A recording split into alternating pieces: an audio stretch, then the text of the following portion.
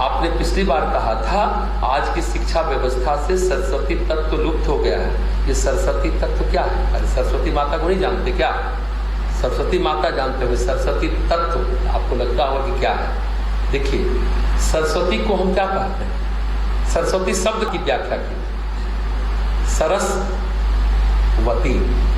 सरस मतलब रस सहित, वती मतलब होना, रस सहित होना। सरस्वती की नई व्याख्या आप लोगों को लग रही होगी। जिस तरह बोलते हैं ना, विवेक के द्वारा, संवेदना के द्वारा माता सरस्वती हमारे जीवन में रस घोलती हैं। जैसे कहते हैं सौभाग्यवती, मतलब सौभाग्य का होना, अच्छे भाग्य का होना। कहते हैं सौभाग्यवती भव, यानी अच्छे भाग्य आपके अंदर आए। तो माता सरस्वती हमें सरसता का वरदान देती है, इसलिए वे सरस्वती हैं। इसलिए आज की शिक्षा में से सरस्वती तत्व लुप्त हो गया, यानी रस चला गया, निरसता आ गई, सरसता है ही नहीं। इसलिए कहा गया सरस्वती तत्व लुप्त हो गया है। जैसे लक्ष्मी है, लक्षणों के साथ है, गुणों के साथ है, समृद्धि के साथ है। महाकाली है माता, जीवन की कालिमा मिटाती है, तमोगुण को मिटाती है, कालिक मिटाती है। सरस्वती माता कालिमा नहीं मिटाती। समृद्धि किसने दी? महालक्ष्मी। जीवन को सरस किसने बनाया?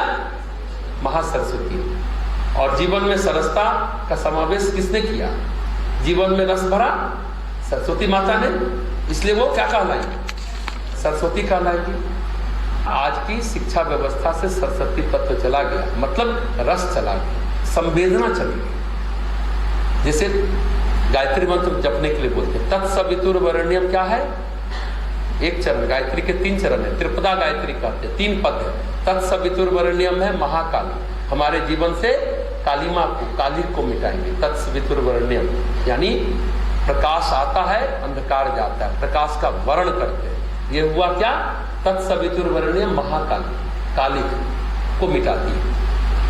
भर्गो देवस्य धीमहि महालक्ष्मी, हमारे अंदर गुणों को विकसित करती है।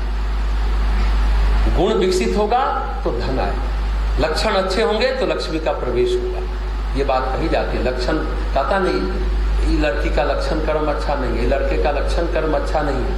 लक्षण अच्छा नहीं है मतलब जहां जाएगी वहां सुलक्ष्मी नहीं कहलाएगी, ये गिर लक्ष्मी नहीं कहलाएगी। लक्षण ठीक करो, जहां जाएगी माँ बाप का नाम भी डुबाएगी। प्राय ऐसा बोलते हैं, मतलब लक्षण ठीक होगा तो लक्ष्मी का प्रवेश होगा। तो भर्गो देवस्य धीमहि महालक्ष्मी हमारे अंदर समृद्धि बढ़ाती है। धियो यो नः प्रचोदयात् महासरस्वती, ये क्या है? हमारे अंदर रस को घोलती है। तत्सवितुर्वरेण्यम प्रकाश का वरण, भर्गो देवस्य धीमहि प्रकाश को धारण करना, और धियो यो नः प्रचोदयात् प्रकाश की ओर गमन करना। वरण, धारण और गमन महाकाली, महालक्ष्मी और महासरस्वती है। गायत्री मंत्र में आप तीनों की उपासना कर लेते हैं। जड़ता, आलस, प्रमाद, क्रोध सब जाएगा महाकाली की कृपा से। योग, ऐश्वर्य, विभूतिवान बनेंगे, प्रतिभावान बनेंगे, सुलक्षण आपके अंदर आएगा, महालक्ष्मी का प्रवेश होगा, और यो यो न प्रचोदयात् जीवन में फलस्वरूप रस आ जाएगा। गायत्री मंत्र का जप करिए, याद ही जल्दी नहीं होगा, भूलेंगे ही नहीं। 1,04,000 ध्वनि तरंग गायत्री मंत्र के उच्चारण से उत्पन्न होता है, इसलिए इसको महामंत्र कहा जाता है। एकदम आप स्वस्थ निरोग होते जाएंगे, प्राण ऊर्जा बढ़ती चली जाएगी। प्राण पर कभी और बात करेंगे।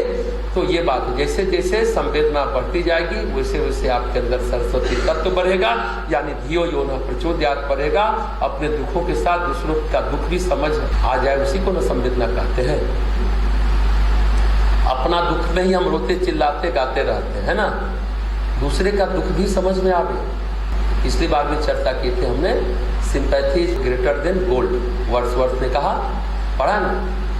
सहानुभूति सोना से भी ज्यादा महत्वपूर्ण है। चलो, लेकिन कभी कभी हमको लगता है सहानुभूति देना, कोई ले रहा है, कोई दे रहा है, कोई दाता है, कोई पाता है, कोई ऊंचा है, कोई नीचा है, तो देने में थोड़ा अहंकार नहीं लगता है?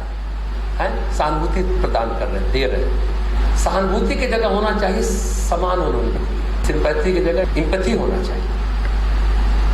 उसके दुख को हम भी साथ साथ महसूस कर रहे हैं, अनुभूत कर रहे हैं। वो एक धरातल पर, एक तल पर है, तो बात बनती है। ये सरस्वती तत्व आएगा ना, तो सिंपैथी की जगह एम्पैथी आ जाएगी। यो योना प्रचोदयात को विकसित करिए अपने अंदर। जैसे BHU बना रहे थे मदन मोहन मालवीय, बनारस हिंदू यूनिवर्सिटी बनारस में, तो जो आर्किटेक्ट था बोला कि ये नक्शा है, ऐसा है, इसमें ये पेड़ को काटना होगा तो मकान अच्छा बन जाएगा, सड़क भी सीधी हो जाएगी। तो बोले कि नहीं, पेड़ को नहीं काटना है, आप आरा तिरछा बनाइए, पौधा नहीं कटना चाहिए। उस समय की बात, अब पर्यावरण की बात करते हैं, पौधा लगाने की बात करते हैं। मदन मोहन मालवीय की संवेदना ये थी कि पौधा नहीं कटना चाहिए। तो ये आज क्या होता है, सड़क बनने के लिए कितने सारे पेड़ों को हम लोग धराशायी कर देते हैं।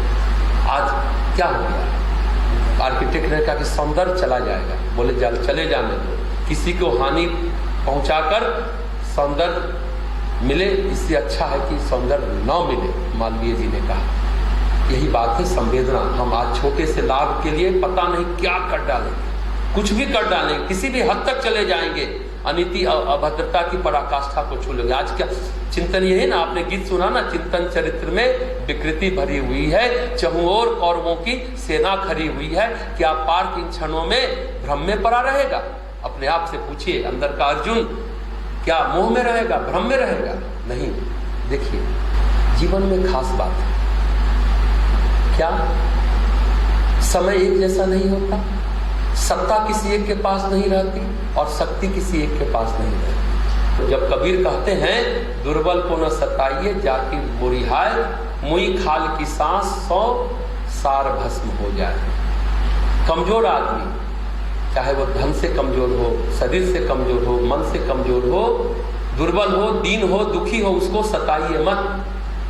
हाँ, उस आदमी के पास हथियार नहीं, हथियार से आपको नहीं मार सकता, लेकिन उसकी आह लगेगी ना, आह रूपी हथियार से आप मारे जाएंगे। कैसे? जैसे लोहार धौकनी देखे हैं, चमड़े का बना होता है, मरा हुआ चमड़ा पशु का होगा, किसी का, उससे क्या हवा निकलती है ना, धौकनी जो चलाता है, देखे हैं धौकनी चलाते हैं, तो अग्नि प्रज्वलित होती है, उसमें लोहा जैसा मजबूत जल के भस्म हो जाता है। मरा हुआ चमड़ा का धौकनी है, उसमें क्या जान है, क्या वो तो बहुत कमजोर है, चमड़ा मर गया है वो आदमी, वो छाल, लेकिन उससे भी हवा निकलती है, वायु निकलती है, और वो लोहा को भी पिघला देता है, गर्म कर देता है, भस्मीभूत कर देता है। मुई खाल की सांस 100 सार भस्म हो जाए। तो किस दुर्बल की हाय लगेगी और हम आप भस्म हो जाएंगे। कभी किसी को सताइए मत, यो योना प्रचोदयात, सरसता लाइए जीवन में। रावण तो बहुत प्रतापी था ना, बड़ा तपस्वी था, बड़े वरदान थे, बहुत कवच था उसके पास, लेकिन जब ऋषियों को सताने लगा, उसका खून पीने लगा टैक्स के रूप में, महिलाओं को उठाने लगा, सीता जी को उठा लिया, सारा पुण्य का कवच उसका टूट गया, परिणाम स्वरूप मारा गया, लंका भी भस्म हो गई। मनुष्य सुरक्षित और अभेद्य रहता है अपने पुण्य बल से, तप बल से। कवच जीवन का कवच है, उसका तप, उसका पुण्य, ये जब छीन हो जाता है तो कवच टूटने लगता है। धियो योना प्रचोदयात होगा ना, सरस्वती तत्व आएगा, तो ये कवच बना रहेगा। विवेक दृष्टि आपके अंदर रहेगी, क्या करना है विवेक, क्या नहीं करना है वैराग्य। विवेक और वैराग्य कुछ नहीं है, क्या करना चाहिए यह है विवेक, क्या नहीं करना चाहिए वैराग्य।